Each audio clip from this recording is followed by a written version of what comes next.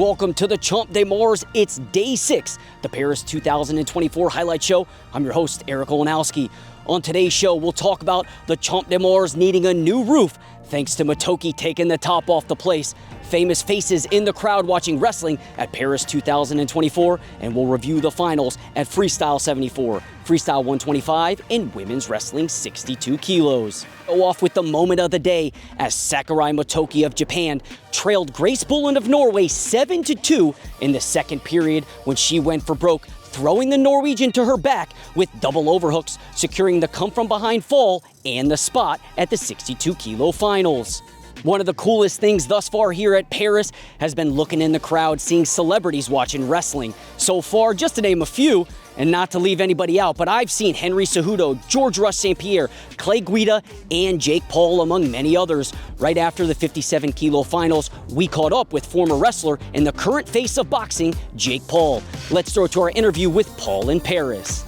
Here at Wrestling Paris 2024, can you talk about your first impressions? Man, close match for Spencer Lee. That was heartbreaking. I saw him fighting his heart out, but had a great time, and it's been a while since I've been at a wrestling event, so just excited to be here in this atmosphere surrounded by world champions. You used to wrestle, if people don't know, is that correct? Yeah, I wrestled folk style in Ohio up until my junior year of high school, Division I at Westlake High School. So that's my background. I wish I could have finished my senior year, but who knows, maybe I'll be in the PFL cage soon and use some of my wrestling skills. If you could wrestle any celebrity, who would that be? Any celebrity? Man, I want to wrestle Hulk Hogan. WWE style. And is this your first Olympics? So we'll get back to here. We're here in Paris. So. Yeah, this is my first Olympics, first time out here. Just enjoying it, man. Taking it all in and being inspired by some of the champions here and just having a good time with my friends. Outside of boxing, if you could be an Olympic medalist or Olympian in any other sport, what would that be? I don't know if I could be, man, to be honest. I'm going to compete in the 2028 games in LA for boxing, but I can maybe run a 400 meter pretty fast, but I don't know that fast. You could say one thing to someone who hasn't watched wrestling before and we want to get them involved in the sport. What would you say?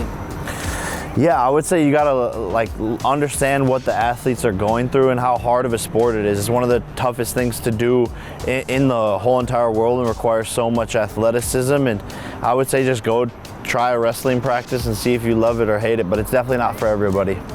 We'll keep the ball rolling and take a look at the gold medal finals at Freestyle 74, Freestyle 125, and Women's Wrestling 62. At 74 kilos, Daichi Takatani from Japan and Rajabek Jamalov of Uzbekistan will meet in the gold medal final. Let's talk about Jamalov's win yesterday to reach the finals. His path to the Paris finals included wins over Magomed Habib Karimagomedov from the neutral athletes, Tamarez Salkazanov from Slovakia, Cherman Valiev of Albania, and Viktor Rasidin from Tajikistan. But he'll have his hands full trying to stop the red-hot Takatani, who obliterated the competition yesterday, scoring 10-0 victories over Cuba's world silver medalist Gennady Garzon and Serbia's world champion Hitik Sabalov before putting up a 20 spot on four-time world champion from the United States, Kyle Dake. Takatani's style is unique in and of itself. Earlier this year, our team went to the Japanese Self-Defense Force just outside of Tokyo to watch a practice where Olympic bronze medalist Miles Amin was training with Takatani. Here's what Amin said about Takatani's unconventional style of wrestling. Very unusual, kind of unconventional style. Doesn't really tie up much. Kind of keeps his hands back. And then he's got this quick kind of snatch single. It's like super fast. He's fun to wrestle with.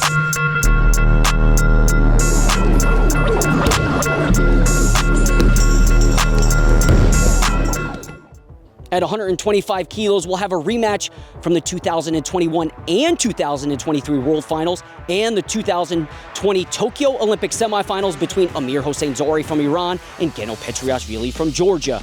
Zori lost that initial meeting in Tokyo, but since then, it's been a completely one-sided affair, outscoring Geno 20-2, stealing 2 world titles from the Georgian legend. Last month, our media team went to Tehran to speak to Zori while he was at the Olympic Training Center. Let's throw it to the clip. خب همه کشتیگیرایی که از کشورهای مختلف میان با آمادگی بالایی میان و همه اونا برای قهرمانی میان و حتی چون خیلی تجربه بالایی دارن و سالهای آخر کشتیشونه احساس میکنم که با تمام توان میانون بجنگن، اما منم پا پس نمیذارم و من به این طلای المپیک نیاز دارم و با تمام وجودم میجنگم و هر کسی که بیاد روبرومو با تمام تلاشم سعی میکنم از پیش رو بردارم تا به مدال طلا برسم. همیشه من نشون دادم که برای همشون احترام خاصی قائلم و اینو میدونم که اکثریتشون از لحاظ سنی هم از من بزرگترن و من همیشه بهشون علاقه ورزیدم و دوستشون دارم و بهشون احترام میذارم مثل برادر بزرگتر، اما روی تشک هم اونا میان برای برنده شدن هم من و امیدوارم که اونی که بیشتر زحمت کشیده و اونی که لایقشه تو مسابقات المپیک مدال طلا رو بگیره و بره و من بیشتر از هر کسی دلم اون مدال طلا رو میخواد. Moving to 62 kilos in women's wrestling, where Irina Kolyadenko from Ukraine and Sakurai Motoki of Japan will go toe-to-toe in the gold medal bout. Kolyadenko beat world champions Orhun Peredorj of Mongolia, Bilyana Dudova of Bulgaria, and Aysu Lutinabekova of Kyrgyzstan in her first 3 matches. Japan has won every 62-kilo Olympic title since women's wrestling inception into the Olympic Games. Can Kolyadenko beat Motoki and stop the Japanese stronghold on the weight? We'll find out tonight at 18:15. That'll do it for the Day 6 Paris 2024 Highlight Show. I've been Eric Lewanowski. As always, saying so long, wrestling fans.